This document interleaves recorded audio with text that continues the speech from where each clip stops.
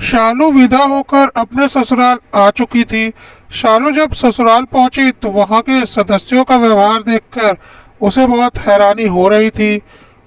कोई इतना कड़वा कैसे बोल सकता है। हर कोई बहुत ही बदतमीजी से शालू से बात कर रहा था, जैसे शालू उस घर के सदस्य हो ही ना, जबकि शालू उस घर की बहू बन चुकी थी। यहाँ तक कि शालू का पति भी उसे कोई खास इज्जत नहीं दे रहा था।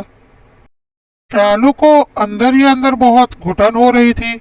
यह कैसे लोगों के बीच वह आ गई है, क्योंकि उसके मायके का माहौल बिल्कुल ऐसा नहीं था। वहाँ की महिलाओं को बहुत इज्जत दी जाती थी, पर इस घर में तो बात बात पर यही बातें सुन रही थी कि घर की बहू को ज्यादा सिर पर मत चढ़ाओ, वह बाहरी है, अपने हिसाब से घर चलाने लगेगी। और घर का हिसाब जब औरत के हाथ में चला जाता है तो घर बर्बाद हो जाता है।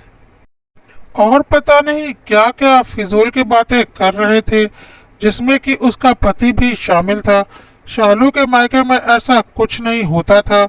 वहां पर तो उसकी मम्मी ही सारा घर संभालती थी। उसके पापा अपनी सारी तनख्वाह उसकी माँ के हवाले करते थे, और क्या बचत करनी है, क्या खर्च करना है, यह सब उसकी माँ ही तय करती थी। पर यहाँ पर तो एक एक रुपए का हिसाब मांगा जाता था, और पत्नी के हाथ पर तो कुछ भी रुपए रखने का कोई नियम ही नहीं था। शालू बहुत परेशान हो गई, और बात बात पर इतने गंदे तरीके से पति और सास और ननद द्वारा बात की जाती थी कि शालू को बहुत गुस्सा आता था, जैसे वह इस घर की नौकर हो। घर के सारे कामों की जिम्मेदारी शालू के ऊपर थी, क्योंकि सास कोई भी काम नहीं करेंगी, वह घर की मालकिन है। और ननद भी कोई काम नहीं करेगी, क्योंकि वह इस घर की बेटी है, और उसे अपने ससुराल जाकर जीवन भर काम ही करना है। इसलिए सारा काम शालू अकेले करेगी। घर में कोई नौकरदाई भी नहीं रखे जाएंगे, क्योंकि हमारे पास फालतू के पैसे नहीं है नौकर को देने के लिए। शालू पूरी तरह से इस घर में एक बंधुआ मजदूर बन चुकी थी, और ऊपर से उसकी कोई इज्जत भी नहीं थी। उसका पति तो बहुत ही बदतमीज किस्म का इंसान था। उसके लिए अपनी माँ और बहन ही सब कुछ थी। बीवी को तो वह बस रात में अपने शरीर की जरूरत पूरी करने के लिए इस्तेमाल करना था, और बाकी टाइम वह उसके लिए मात्र घर की एक नौकर थी। पता नहीं शालू के पति को उसकी माँ ने क्या सिखा रखा था कि वह बीवी से एक दूरी बनाकर रखता था। रात में भी जब बिल्कुल सोने का वक्त हो जाता तब कमरे में आता, और कई बार तो बस अपनी ज़रूरत पूरी करके कमरे से निकल जाता और हॉल में या फिर माँ के कमरे में ही जाकर सो जाता था, क्योंकि माँ ने उसे बोल रखा था कि बीवी को ज़्यादा सिर पर चढ़ाएगा तो तेरा ही घर बर्बाद हो जाएगा, और जितना ज़्यादा वक्त तू बीवी के साथ बिताएगा वह तुझे अपने मोह जाल में फंसा लेगी, फिर तो तेरा घर बर्बाद। बीवियों को पैरों की जूती बनाकर रखना चाहिए, सिर पर नहीं बैठाना चाहिए। और पता नहीं क्या क्या फिजूल की बातें उसकी माँ और बहन ने उसके मन में भर रखी थी, जो कि खुद एक औरत थी और दूसरी औरत की जिंदगी में इतना जहर कैसे घोल सकती थी। लेकिन यह सब शालू के साथ हो रहा था। शालू को एक रुपया भी उसका पति खर्च के लिए नहीं देता था। बोलता था तुम्हें पैसों की क्या जरूरत है, खा तो रही हो, पहन तो रही हो, और क्या चाहिए। अगर कहीं जाओगी तो मेरे साथ ही जाओगी, अगर कुछ लेना होगा तो मैं ही लेकर दूंगा, तो तुम पैसों का क्या करोगी। अपनी माँ को हर दिन पैसे दिया करता था, बहन के हाथ में भी पैसे रखा करता था। शालू के पति की माँ और बहन ने उसे ऐसा ही बना रखा था। माँ का कहना था कि माँ तो भगवान होती है, बच्चों को पैदा करती है, इसलिए शालू के पति के हिसाब से उसकी माँ उसके लिए भगवान थी। और यह भी बता रखा था कि बहन जब तक कुंवारी है तब तक मायके में मजे करने दो, ससुराल में जाकर तो जिंदगी भर गुलामी ही करनी है, इसलिए बहन की भी सारी ख्वाहिशें पूरी करो। इसलिए शालू की ननद भी वहाँ मजे की जिंदगी जीती थी। सिर्फ एक शालू थी जो कि उस घर की नौकर थी। शालू की हालत दिन ब दिन बदतर होती जा रही थी। अब शालू की शादी को लगभग 2 साल हो चुके थे, लेकिन शालू के ससुराल का वही हाल था, बल्कि और बुरा हो चुका था। उसका पति आज तक उसे अपना नहीं पाया था, और एक बाहरी औरत समझता था। एक ऐसी बाहरी औरत जो इसके शरीर की जरूरत पूरी करते वक्त तो अपनी हो जाती है, लेकिन उसके बाद बाहरी हो जाती थी। शालू के तन बदन में आग लगती थी यह सब बातें सोचकर, लेकिन वह कुछ कर नहीं पा रही थी क्योंकि यह तीनों मिलकर एक हुए रहते थे। अगर वह कुछ बोलती भी तो तीनों मिलकर इसे इतना बोलने लगते और इतनी खरी खोटी सुनाने लगते कि अंत में उसे चुप होना पड़ता था। यहाँ तक कि शालू को उसके मायके और मायके के रिश्तेदारों से बात करने पर भी टोका जाता था और बात नहीं करने दिया जाता था क्योंकि उन्हें लगता था कि कहीं शालू उनकी चुगली ना करे। शालू की जिंदगी खराब हो चुकी थी। शालू का पति बार बार उसे गालियां देता था, यहाँ तक कि उसकी सास और ननद भी शालू को गालियां देती थी जो कि उसने अपने मायके में कभी सुनी नहीं थी। शालू के लिए यह सब बड़ा ही अजीब था। इसी बीच शालू प्रेग्नेंट हो गई और उसकी तबीयत ठीक नहीं रहने लगी, लेकिन इन जानवरों को उससे कोई मतलब नहीं था। शालू का खाना पीना भी सही से नहीं हो पा रहा था क्योंकि अभी उसे बहुत उल्टियां हो रही थी और उससे कुछ खाया नहीं जा रहा था, जिसकी वजह से वह बहुत कमज़ोर हो गई। शालू को डॉक्टर के पास दिखाया गया। डॉक्टर ने उसे आराम करने और खाने पीने की हिदायत दी, साथ ही बहुत महंगी दवाइयाँ लिख कर दी। दवाइयाँ खरीदने में करीब 5,000 रुपये लग गए। घर पहुंचकर इस बात के लिए बहुत बड़ा हंगामा हुआ। सास ने बोला, दुनिया की पहली औरत है जिसे बच्चा होने जा रहा है जो इतनी महंगी दवाइयाँ ले रही है, जैसे हमने तो बच्चे पैदा किए ही नहीं है। हमने इसके जैसे फालतू का खर्च नहीं किया ना, डॉक्टर के चक्कर नहीं लगाए ना। एक काम कर बेटा, इसके ऊपर तो बहुत पैसे खर्च होंगे। हमने क्या इसका ठेका ले रखा है? ले जा इसे इसके मायके छोड़ा, वही लोग इसे देखेंगे। हम इतने पैसे नहीं खर्च करने वाले इसके और इसके बच्चे के ऊपर। शालू को बहुत जोर का गुस्सा आया। उसने बोला, मेरा बच्चा? क्या यह मेरा अकेले का बच्चा है? और क्या यह मेरे मम्मी पापा का खानदान का बच्चा है जो वह इसके लिए खर्च करेंगे? शालू के पति ने बोला, खबरदार जो मेरी माँ से ऐसे जबान में बात की। माँ जो बोल रही है सही बोल रही है। हमने तुम्हारा ठेका नहीं ले रखा है। चुपचाप अपने मायके जाओ, नहीं तो बच्चा गिरा दो, मुझे कोई मतलब नहीं। शालू को बहुत जोर का गुस्सा आया। शर्म नहीं आती अपने बच्चे के लिए ऐसा बोलते हुए?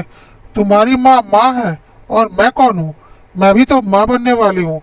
शालू के पति ने बोला, मुझे फालतू की बातों में मत फंसाओ, मैं तुम्हारी इन बातों में नहीं आने वाला। मेरी माँ ने मुझे पहले ही तुम्हारे तिरिया चरित्र के बारे में समझा रखा है। और शालू की ननद ने बोला, भाभी इस उम्मीद में मत रहना कि तुम ससुराल में रहोगी तो मैं और माँ तुम्हारा कुछ करने वाले हैं। कोई अपनी बहू के लिए कुछ नहीं करता, इसलिए अच्छा होगा कि अपने मायके चले जाओ। कम से कम वहाँ तुम्हारी देखभाल तो हो ही जाएगी। अगर तुम यहाँ रहोगी तो इस उम्मीद में मत रहना कि हम तुम्हें बनाकर खिलाएंगे, बल्कि तुम्हें हमें बनाकर खिलाना पड़ेगा। हम तुम्हारे नौकर नहीं हैं, तुम इस घर की बहू हो और तुम्हारा फर्ज है। शालू को समझ में आ गया कि यह लोग नीच लोग हैं और वह अपने मायके जाने को तैयार हो गई। शालू ने अपने पति से बोला, कम से कम 2-4 ढंग के सूट तो ला दो, पहली बार मायके जा रही हूँ। तो क्या यह पुराने सूट पहन कर जाऊँ?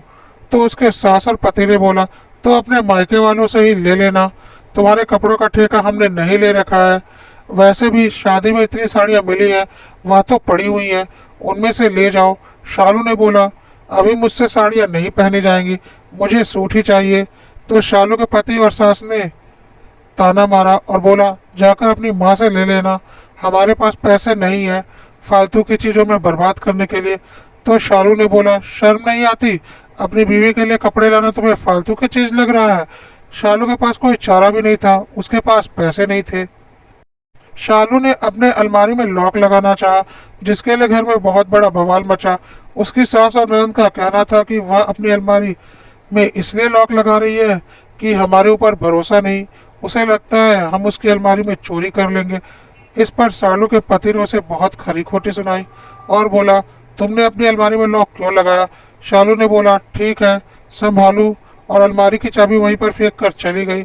शालू को पता थी उसकी चीज़ें गायब होंगी, क्योंकि पहले भी उसकी चीज़ गायब हो चुकी थी, पर उसने कुछ नहीं बोला था। शालू के ससुराल वाले इतने नीच थे कि शालू को उसके मायके तक छोड़ने के लिए नहीं गए, बल्कि उसके भाई को बुला लिया उसे ले जाने के लिए। यहाँ तक कि टिकट के पैसे भी उसके मायके वालों ने ही दिए। शालू जब अपने मायके पहुंची तो शालू की हालत देखकर उसके मायके वाले तो सहम गए। बिल्कुल सूख कर काटा हो चुकी थी, चेहरे पर कोई रौनक नहीं थी, कपड़े भी उसने वही पुराने पहन रखे थे जो उसकी शादी में उसकी माँ ने दिए थे। शालू की माँ को अंदाजा हो गया कि वह शादी में पूरी तरह से ठगी जा चुकी है। उन्होंने उस वक्त शालू से कुछ नहीं बोला। उसे एक दो दिन के बाद शालू से बात करने की सोची। शालू ने भी एक दो दिन ढंग से मायके में आराम किया और अच्छे से खाना पीना खाया। अब शालू थोड़ी ठीक लग रही थी। अब माँ और भाभी ने शालू से पूछना शुरू किया और शालू ने रोते रोते सारी बात बता दी और बोला, मैंने आज तक फ़ोन पर कुछ नहीं बताया था क्योंकि वह लोग मुझे फ़ोन भी नहीं करने देते थे और जब भी मैं फ़ोन करती तो मुझ पर नज़र रखते थे। मैं चाहकर भी कुछ बात नहीं बता सकती थी। अभी भी उन्होंने यही धमकी दी है कि अगर यहाँ मैंने कुछ भी बुराई की तो फिर यहीं रहना ज़िंदगी भर। लेकिन अब मेरे बर्दाश्त के बाहर नहीं हो रहा। वैसे भी वहाँ पर रहकर मुझे क्या मिल रहा है। शालू की माँ ने बोला, भगवान, यह कैसे घर में मैंने मेरी बेटी को ब्याह दिया। मेरी बेटी की ज़िंदगी तो खराब हो गई। शालू की भाभी ने शालू के मुंह से जब यह सब बातें सुनी तो उसे बहुत हैरानी हो रही थी कि कोई इतना नीच कैसे हो सकता है। लेकिन शालू की भाभी ने बोला, मम्मी, इसमें आपकी गलती है। आप खुद बहुत सीधी हैं और ऐसी ही अपनी बेटी को बना दिया। आज का ज़माना ऐसा नहीं है कि आप सीधे बने रहो, बल्कि ईंट का जवाब पत्थर से दो। ऐसा होना चाहिए और अपने बच्चों को भी ऐसा ही बनाना चाहिए। मैं तो भाग्यशाली थी कि इस घर में आई और यहाँ मुझे किसी भी प्रकार की मुसीबत का सामना नहीं करना पड़ा। सब कुछ बहुत अच्छा है। लेकिन मेरी माँ ने मुझे बचपन से ऐसा बनाया था कि यदि मैं शालू जैसे ससुराल में भी गई होती तो उन लोगों को ठीक कर देती, ईंट से ईंट बजा देती। फिर उसने शालू से बोला कि अगर आपको अपनी ज़िंदगी बनानी है तो आपको तेज बनना पड़ेगा। लोगों की सुनने की आदत छोड़िए और अपनी सुनाने की आदत डालिए। जब तक आप ईंट का जवाब पत्थर से नहीं देंगी तब तक कोई आपकी इज्जत नहीं करने वाला और कोई आपकी मदद भी नहीं कर पाएगा। शालू की माँ का तो रो रो कर बुरा हाल था। शालू की भाभी ने बोला, माँ, आपके रोने से क्या शालू दीदी की समस्या हल हो जाएगी?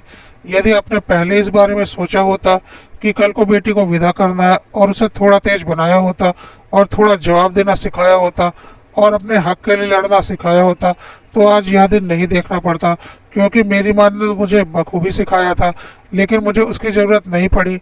लेकिन शालू दीदी को आज उसकी ज़रूरत पड़ चुकी है। लेकिन आपने उन्हें कुछ नहीं सिखाया। लेकिन अब आप चिंता मत कीजिए, अभी यह 9 महीने यहीं रहेंगी। मैं इन्हें ऐसा बनाकर भेजूंगी कि उन लोगों को यकीन नहीं होगा। बस आप सब कुछ मेरे ऊपर छोड़ दीजिए। शालू की माँ ने बोला, नहीं बेटा, ऐसा कुछ मत करना, नहीं तो शालू का घर टूट जाएगा। तो शालू की भाभी ने बोला, अभी कौन सा शालू दीदी का घर बसा हुआ है, कौन सा सुख भोग रही है वह। जिस हिसाब से उन्होंने बताया है, आज नहीं तो कल ससुराल में उनकी जान चली जाएगी। वह आपको मंजूर है? इससे अच्छा आप अपनी तरफ से कोशिश कर लीजिए, फिर आगे जो भगवान को मंजूर होगा देखा जाएगा। तब तक शालू के पिता और भाई भी आ गए। उन्होंने भी शालू की माँ से बोला, बहू बिल्कुल सही बोल रही है, वह जैसा करना चाहती है उसे करने दो। अब तो वैसे भी शालू की ज़िंदगी बर्बाद हो चुकी है, कम से कम एक कोशिश करके देख लेते हैं। उसके बाद शालू अपने मायके में आराम से रहने लगी। शालू के ससुराल वालों को कोई फिक्र नहीं थी अपनी बहू की। शालू की भाभी ने भी साफ मना कर दिया था, कोई ज़रूरत नहीं उन्हें फ़ोन करने की। जब उन्हें अपने बहू की फिक्र नहीं तो आप उनकी फिक्र करके क्या करोगे? वैसे भी वह लोग इंसान कहलाने के लायक नहीं हैं। लेकिन इस बार जब आप ससुराल जाएंगी तो वह आप लोग आपका एक नया रूप देखेंगे। तब तक मैं आपको ऐसा बना दूंगी कि उन लोगों ने सपने में भी नहीं सोचा होगा। इस तरह से 9 महीने बीत गए। कभी कभार शालू के ससुराल से फ़ोन आए और उन्होंने फॉर्मेलिटी की बातें की। शालू ने भी इधर से फॉर्मेलिटी में ही जवाब दिया। डॉक्टर ने पहले ही बता दिया था कि शालू की डिलीवरी ऑपरेशन से होगी। शालू को लग रहा था अब तो ऑपरेशन का सारा खर्चा भी मेरे मम्मी पापा को उठाना पड़ेगा। उसे बहुत बुरा लग रहा था क्योंकि उसके ससुराल वाले अपनी हर जिम्मेदारी से भाग रहे थे। शालू की भाभी ने बोला, आप सब कुछ मेरे ऊपर छोड़ दीजिए, आप बस अपने ऊपर ध्यान दीजिए और खुश रहिए। शालू की भाभी ने शालू के पति को फ़ोन लगाया और बोला, डॉक्टर ने शालू के ऑपरेशन के लिए बोला है। इस महीने के 21 तारीख को शालू का ऑपरेशन है, तो आप उसके पहले आ जाइए। तो शालू के पति ने बोला, मैं आकर क्या करूँगा? शालू की भाभी ने बोला, क्यों, जिसका बच्चा है वह नहीं आएगा? शालू के पति ने बोला, मैंने शालू के बच्चे का ठेका नहीं ले रखा। तो शालू की भाभी ने बोला, ठेका तो आपको लेना पड़ेगा, क्योंकि वह शालू का अकेले का बच्चा नहीं है और मैं शालू नहीं हूँ। तो यदि कोई बवाल नहीं चाहते तो चुपचाप ऑपरेशन के दिन यहाँ आ जाना, और मैं कौन हूँ यह बात अब मेरे मायके में पता कर सकते हो। कहकर शालू की भाभी ने फोन रख दिया। शालू की भाभी की आवाज़ से शालू के पति को थोड़ा डर सा लगा कि पता नहीं वह क्या बवाल करेगी। उसने अपनी माँ से इस बारे में बात की तो उसकी माँ ने बोला, मैं इन फिजूल की बातों से नहीं डरती। अगर वहाँ जाएगा तो ऑपरेशन का खर्चा तुझे देना पड़ेगा, क्यों फालतू में खर्च करेगा, कर दे तो उन लोगों को, उनकी बेटी है, क्या वह अपनी बेटी के लिए खर्च नहीं कर सकते। शालू के पति ने बोला, हाँ माँ तुम ठीक कह रही हो, मैं अपने पैसे खर्च क्यों करूँ। अगले दिन शालू की भाभी का फिर से फोन आ गया और बोला, क्या सोचा है आपने, ऑपरेशन के दिन आ रहे हैं या नहीं। तो शालू के पति ने बोला, नहीं मैं तो नहीं आ रहा। तो शालू की भाभी ने बोला, कोई बात नहीं, तो फिर मैं आ रही हूँ और आपको अपने साथ लेकर आऊंगी, और मेरे साथ कुछ और महिलाएं भी आएंगी, आपको पता चल जाएगा कि वह कौन है। अब तो शालू के पति को डर लगने लगा कि पता नहीं शालू की भाभी क्या करने वाली है। वैसे भी महिला मोर्चा वाले पतियों का क्या हाल करते हैं शालू के पति को अच्छे से पता था, और वह कोई दूध का दूल्हा तो था नहीं। उसने अपनी माँ को सारी बातें बताई तो उसकी माँ ने बोला, यह तो बड़ी चंडाल औरत है, शालू तो बिल्कुल ऐसी नहीं है, कहीं ऐसा ना हो कि इसने शालू को भी ऐसा ही बना दिया हो। ऐसा कर तू चला जा, साथ ही साथ शालू को लेकर आ जाना, नहीं तो जितना दिन यह शालू के साथ रहेगी शालू को बिगाड़ती रहेगी। शालू के ऑपरेशन वाले दिन शालू का पति हॉस्पिटल में मौजूद था। भाभी ने अस्पताल का सारा बिल शालू के पति से भरवाया और बोला, बच्चे का बाप बिल नहीं भरेगा तो कौन भरेगा, क्या आपको अपने बच्चे के आने की खुशी नहीं है। शालू का पति हॉस्पिटल में कुछ भी बोल नहीं पा रहा था। वैसे भी शालू की भाभी से बहस करना उसके बस की बात नहीं थी। शालू ने एक बेटे को जन्म दिया। कुछ दिनों के बाद शालू बेटे को लेकर घर आ गई। अब शालू के पति ने बोला, मैं शालू को लेकर अपने घर जाना चाहता हूँ। तो शालू की भाभी ने बोला, वाह जी वाह, क्या बात है, बीवी को यहाँ बच्चा पैदा करने के लिए भेजा था और अब आपको नौकरानी वापस चाहिए, शर्म नहीं आती, अभी उसने बच्चा पैदा किया है, तुरंत उसे लेकर जाना चाहते हैं ताकि आपके घर का काम काज कर सके, थोड़ी तो शर्म कर लो। शालू के पति ने बोला, या किस जबान में आप मेरे से बात कर रही हैं। तो शालू की भाभी ने बोला, जो जैसा होता है उससे वैसी ही बात करती हूँ मैं। अब शालू कहीं नहीं जाएगी, मैं शालू नहीं हूँ, पहले भी मैंने बताया है। शालू अभी यहीं रहेगी, कहीं नहीं जाने वाली, कम से कम 6 महीना वह यहीं रहेगी जैसे अब तक थी, क्योंकि आप लोगों ने उसका क्या हाल किया था मुझे अच्छे से पता चल चुका है। 6 महीने बाद आकर शालू को ले जाइएगा, और हाँ ऐसी गलती मत कीजिएगा कि मैं नहीं आऊँगा, नहीं तो आपको पता है मैं क्या चीज़ हूँ। शालू का पति वहाँ से चला गया। शालू की भाभी ने अगले 6 महीने तक शालू को अच्छे से काफ़ी कुछ सिखाया और बोला, अब वह लोग एक नई शालू को देखेंगे, और उसके बाद भी यदि वह नहीं सुधरते हैं तो ऐसा रिश्ता निभाने से कोई फ़ायदा नहीं, मैं तो यही बोलूँगी।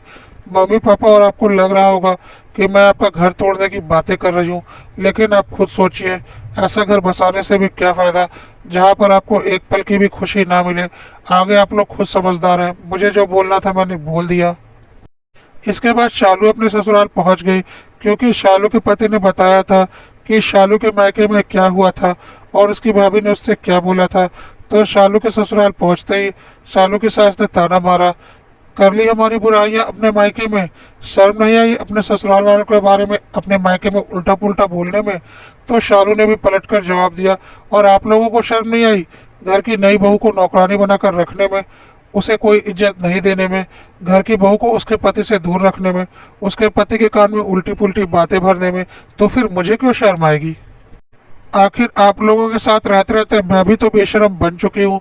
शालू के पति को ने यह सुना तो जोर से चिल्लाया, खबरदार जो तुमने मेरी माँ से ऐसे जबान में बात की।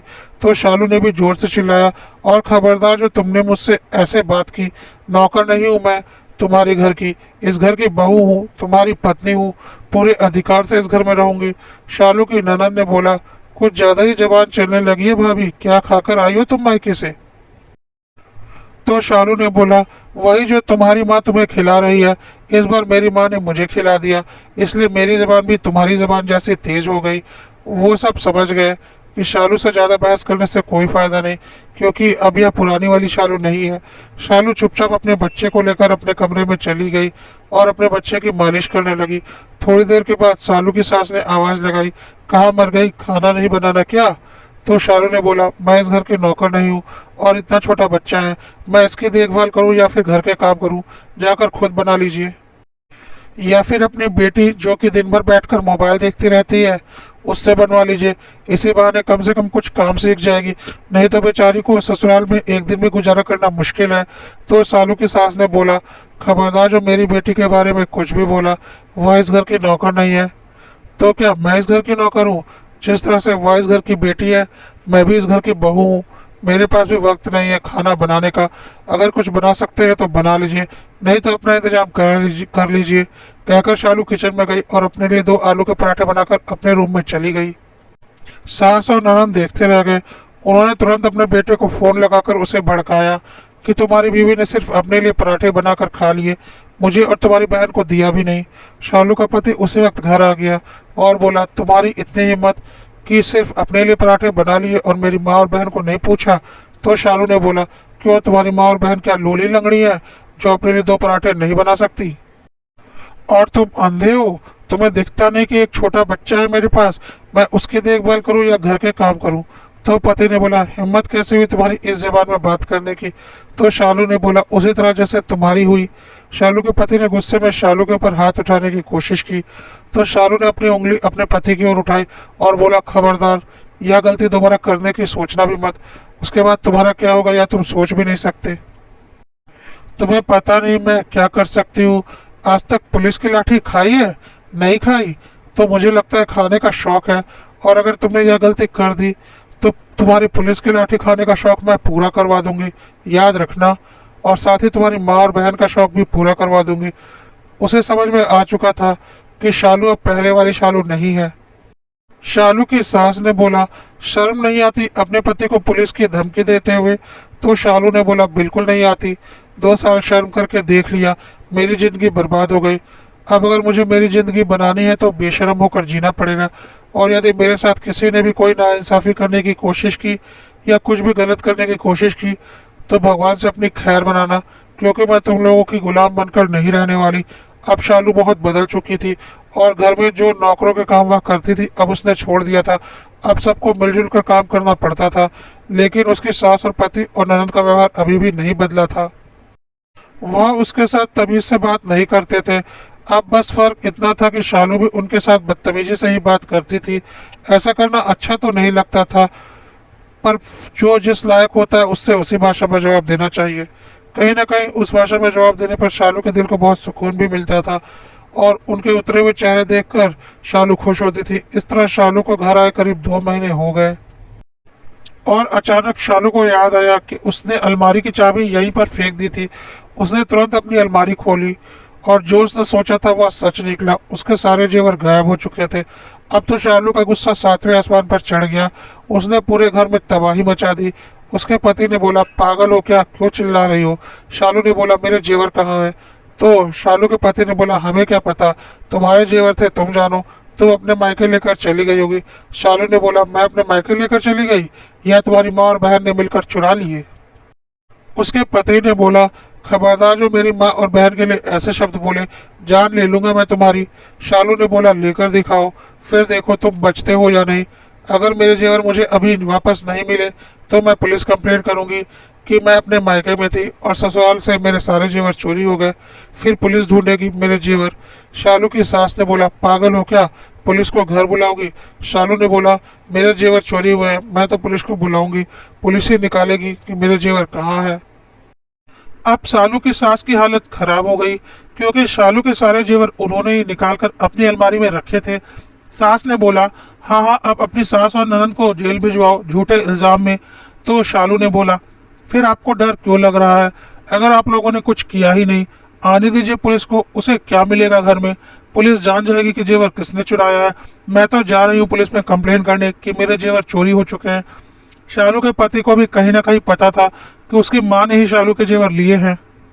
उसने शालू का हाथ खींचकर अंदर किया और बोला, पागल हो क्या, मेरी माँ है वह। तो शालू ने बोला, और मैं कौन हूँ? माँ और बहन की तो बहुत साइड लेते हो, आज बता ही दो कि मैं कौन हूँ। तो उसके पति ने बोला, तुम जो भी हो, लेकिन मेरी माँ और बहन से बढ़कर नहीं हो। तो शालू ने बोला, मैं तुम्हारी ब्याहता पत्नी हूँ, कोई रखेल नहीं जो तुम इस तरह की व्यवहार कर रहे हो। और इस गुमान में मत रहना कि इस शादी को बचाने के लिए मैं बहुत उत्सुक हूँ। तुम्हारे जैसे पति से तो अच्छा है कि मैं तलाक लेकर अलग रहूं। वैसे भी तुमने मुझे कौन सी खुशी दी है? तुम्हें क्या लगता है कि इस डर से कि मेरा घर टूट जाएगा मैं तुम लोगों के अत्याचार सहती रहूंगी? अभी मुझे मेरे सारे जेवर वापस करवाओ, नहीं तो मैं पुलिस को बुलाऊंगी। और हाँ, इतना तो मुझे पता चल गया है कि तुम लोग नीच हो और अपनी नीचता साबित करते करते और अधिक नीचे होते जाओगे। तो इसका कोई अंत तो होगा नहीं, क्योंकि मैं हर दिन तुम लोगों को एक कदम और नीचे गिरते देखा है। इसलिए अब मैं तुम्हारे साथ ज़िंदगी भी नहीं गुजार सकती। मैं तुमसे तलाक ले लूँगी, साथ में मैं अपने बेटे का खर्चा भी लूँगी। देखते हैं तुम क्या कर लोगे। यह भी देखूंगी कि कौन दूसरे घर की लड़की फिर से तुम्हारे साथ शादी करने को तैयार हो जाएगी, क्योंकि तुम्हारी निजता तो मैं सबको बताऊंगी। बताऊंगी क्यों, दिखाऊंगी। कहकर शालू ने अपने मोबाइल में उन लोगों को दिखाया, जिसमें इस बार उन लोगों की काफ़ी करतूतें शालू ने रिकॉर्ड कर रखी थी, जो कि उसकी भाभी ने सिखाया था कि समय समय पर उनकी वाहियात हरकतों को कोशिश करके रिकॉर्ड कर लेना। यह सब देखने के बाद शालू के पति ने शालू से मोबाइल छीनकर डिलीट करने की कोशिश की। शालू ने बोला, कर दो, मैंने यह सब कुछ अपने मायके में सबको भेज दिया है, तो तुम्हें जो वीडियो डिलीट करनी है कर दो, मुझे कोई फर्क नहीं पड़ता। शालू के पति को समझ में आ चुका था कि इस बार शालू तीखी मिर्ची बनकर आई है, और शालू के पति ने अपनी माँ से कहा, इसके जेवर इसे वापस कर दो। शालू के सास ने चुपचाप जेवर निकालकर शालू को दे दिए। शालू ने बोला, मुझे तुम जैसे नीच लोगों के साथ रहने का कोई शौक नहीं, लेकिन फिर भी मैं तुम्हें एक मौका देना चाहती हूँ, क्योंकि घर तोड़ना बहुत बड़ी बात होती है। इसलिए एक मौका तुम लोगों को देना चाहती हूँ कि सुधर जाओ, अगर सुधर सकते हो, क्योंकि कल को तुम्हें भी अपनी बहन की शादी करनी है। और यही हाल रहे और मैंने तुमसे तलाक ले लिया तो तुम्हारी बहन की शादी तो होने से रही, क्योंकि तलाक होने के बाद वजह तो दुनिया जरूर जानेगी।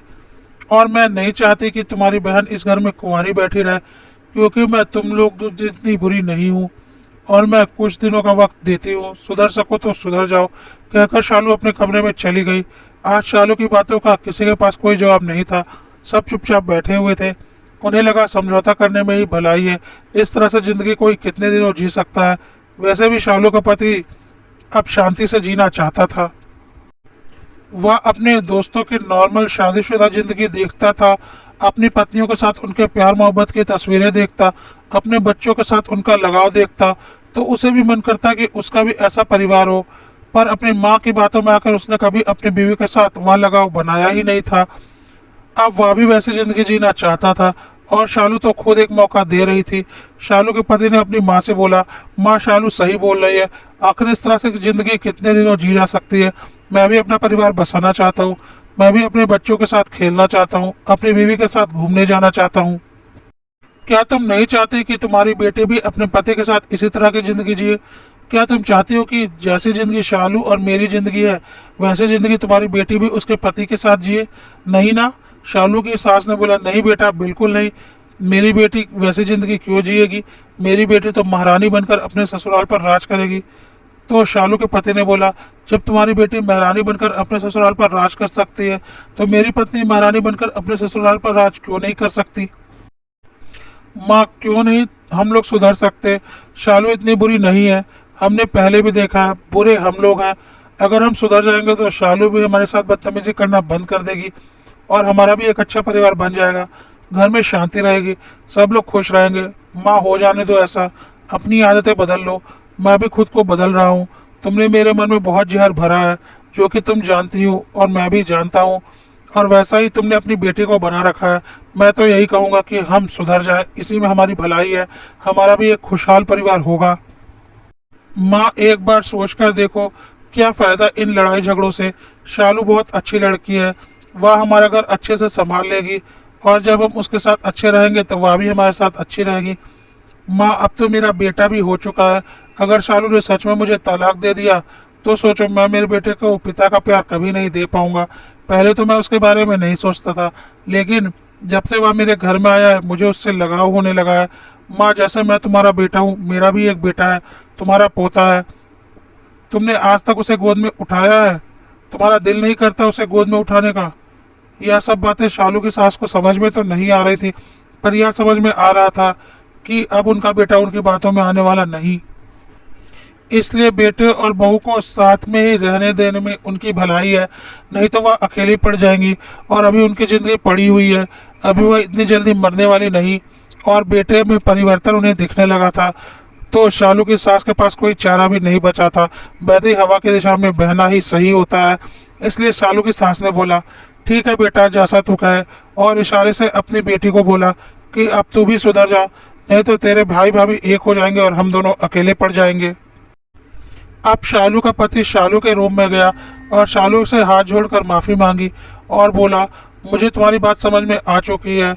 मैं मेरी नई ज़िंदगी तुम्हारे साथ और अपने बच्चे के साथ शुरू करना चाहता हूँ, जिसमें कोई लड़ाई झगड़ा गाली गलौज नहीं होगी, बस प्यार मोहब्बत होगा। और हाँ, मैंने माँ और बहन को भी समझा दिया है, अब वह हमारी ज़िंदगी में कोई दखल नहीं देंगी। तुम्हें जैसा रहना है रहो। कुछ दिनों में बहन की शादी हो जाएगी और वह भी अपने ससुराल चली जाएगी। माँ का क्या है, धीरे धीरे अपना स्वभाव बदल ही लेंगी, क्योंकि उनका बेटा बदल चुका है, तो उनके पास कोई चारा भी नहीं बचा है। शालू ने बोला, ठीक है, पर मैं तुम्हें इतनी जल्दी माफ़ नहीं कर सकती, मुझे वक्त चाहिए, क्योंकि तुमने मुझे जो जख्म दिए हैं वह इतनी जल्दी भरने वाले नहीं। शालू के पति ने बोला, बिल्कुल, तुम्हें जितना वक्त चाहिए लो, लेकिन मैं तुम्हें यकीन दिलाता हूँ कि अब मैं तुम्हारा पुराना वाला पति नहीं हूँ, मैं बदल चुका हूँ। और मैं यह भी नहीं कह रहा हूँ कि मैं तुम्हारी धमकियों से बदल गया हूँ। हाँ, तुम्हारी धमकियों से मुझे डर जरूर लगा था, पर कहीं ना कहीं मुझे भी अब एक ठहराव चाहिए। आखिर कब तक इस तरह की ज़िंदगी काटूंगा, इसलिए मैंने खुद को बदलने की सोची है। और हाँ, मैं यह बात मानता हूँ कि मेरी माँ ने मेरे मन में बहुत जहर भर दिया था। शादी के पहले से ही बीवी के खिलाफ इतना जहर भरा था, तो मैं तुम्हें कभी अपना नहीं पाया। लेकिन अब मैं सच बोलता हूँ, जब भी तुम मुझे माफ़ करोगी, मैं तुम्हें पूरे दिल से अपनाऊंगा।